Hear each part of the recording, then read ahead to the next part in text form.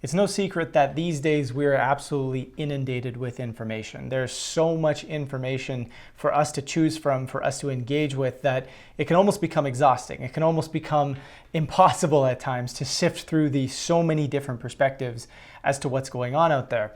And this is why here at The Pulse, and we call our brand The Pulse for a specific reason, because over the last 13 years, we've kind of had this feeling that it's not only upon us to look at what's going on out there and seeing what's happening at the pulse of what's happening in our world and sort of reporting that back. But it's also important for us to have a pulse, an understanding of what's happening within ourselves, especially as we're engaging with the news and information that's happening around us. How does a particular story make us feel?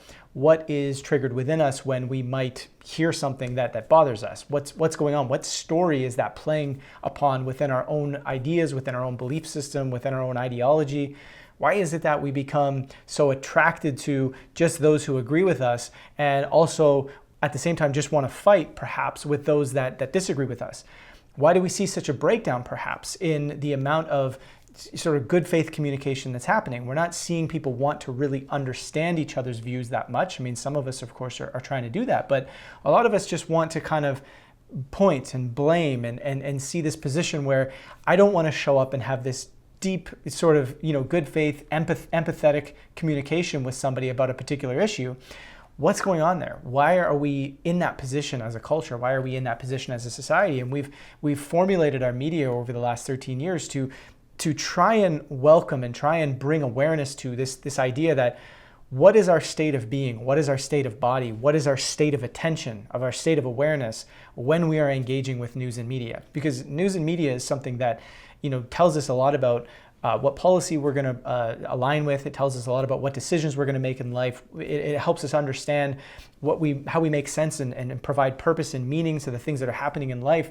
And if we're doing that haphazardly from this place where we might just be very strung out or tired or emotionally driven, or maybe we're super tight or tense in our body, and we're not necessarily open, well-regulated, and in this state of curiosity, this state of almost play, wanting to understand the details, the nuances of what's going on in our world, what does that lead to if we're not in that space, right? We can take a quick stock of what's happened over the last few years, and of course this stems down into many, many decades.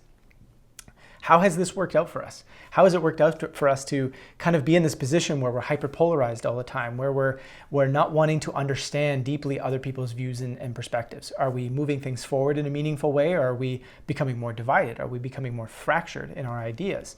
And if we are, is there something at play within us that can be improved upon, that we can bring awareness to? Something maybe within our physiology that can tell us how to navigate the world perhaps a little bit better. And so I sat down and had a conversation with a friend of mine named Irene Lyon. This was just a quick IG live, and we kind of explored a number of different topics, but one of the things I want to focus on here is this idea of how does our nervous system, how does our physiology play into how we navigate news and information? What state of being is showing up as we do this?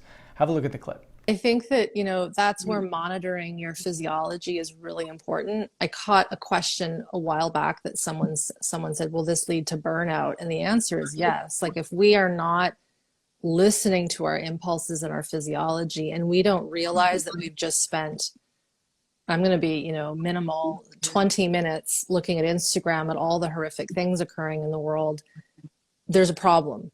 Because the moment we're ocularly locked into something and we're not aware of our body, the moment we disconnect from the body, we're not going to listen to the signals that are saying, you have to go to the bathroom, you're thirsty, this isn't good for you. You become dissociated because the brain, because you're processing at a cognitive level, is taking it in, and then the system is going into its own survival zest, if you will. It's just like, oh my God. And if we're used to living in a lot of survival physiology and a lot of stress or dissociation, if dissociation is our primary way of living, like dissociated from our body, it's going to feel darn good to spend 5 hours scrolling through our feeds, looking at all the things, because it makes us not feel what's happening inside.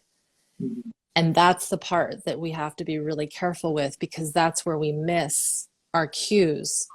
And we need to get back to listening to our cues biologically. So that's the one thing I will add, is a person can start to monitor that. And are you actually feeling your bum on the chair when you're looking through these things? Are you actually noticing your breathing while you're looking at this thing? Are you actually aware of what's happening? If you're not, then best to walk away. But we can also, Joe, be conscious. I'm going to read this newspaper article or one of your things, or I'm going to watch this video that to make my own opinion. But we want to watch it with that body awareness, because when we have the body awareness on board and it's accurate and it's from a regulated point of view, I believe, and some might argue against this, but I believe that then we know how to find truth for us. Yep. But if we don't have our accurate spidey senses, it's called interoception, internal, because it's our guts that tell us right from wrong. Yeah. Right? You do something that's not very good. Maybe you say something not quite nice to your partner. You feel gross. It's like, oh, that doesn't feel, I shouldn't have done that, and then that drives us to apologize. Yeah. But if we're not connected, we're not going to be able to know truth. That wasn't good. Oh, that was good. What they just did was nice, et cetera, et cetera. I hope that makes sense. Yeah, absolutely. And even the concept of intuition can get so interesting depending on how regulated or not regulated we are, and what becomes intuition and what isn't. It's a whole other can of worms. That's a whole other can of worms. So again, a lot of discussion there about, again, bringing our awareness back to the body, bringing, and scientifically and physiologically what that produces is our ability to make sense of our reality better, our ability to take in facts, to understand more deeply what someone is saying and perhaps why they're saying it. And our responses become more curious. Why exactly do you feel that way? Right? And the more we have a deeper understanding of that, and more we're our actual physical body as we move through information, the more we then show up to our community, to our conversations with other people from a space that says, well, I'm actually curious now to engage with you in a different way. Right? I'm curious to truly understand your perspective, your view, and how we might be able to find common ground. And I believe that, the more we do that, the more we're going to find that we have significantly more commonality than we do have differences. And we'll be able to make meaningful progress in various aspects of our society when we bring on board this deeper sort of oriented body perspective, within navigating news and information. I know for some people this might sound like, this is a little bit out of left field. I can kind of navigate everything with my mind. It's okay. Play with it. Challenge yourself to kind of take a second and really set your pulse, like we sort of prompt in our articles. We're asking you to set yourself to the here and the now as you're navigating this information. What subtle things do you notice as you're reading particular stories? What do you feel going on in your body? What do you feel going on in your mind?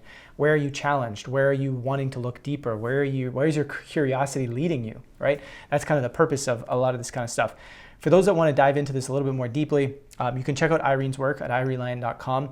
We also, in our membership called the Explorer Lounge, we have a webinar, a little course called the Physiology of Sense Making. And the idea behind it is to kind of have a discussion around some of how our nervous system plays into this stuff, but also it's mainly focused on like creating a little bit of exercise, a little bit of something that we can practice on a regular basis. Very, very short, very, very simple, but that brings us back into our body a little bit more, into a state of the here and the now, as we navigate information, as we navigate life, and the importance that would bring, and how that impacts all the things that are important for us in social engagement, as well as in the overall process of making sense of our reality.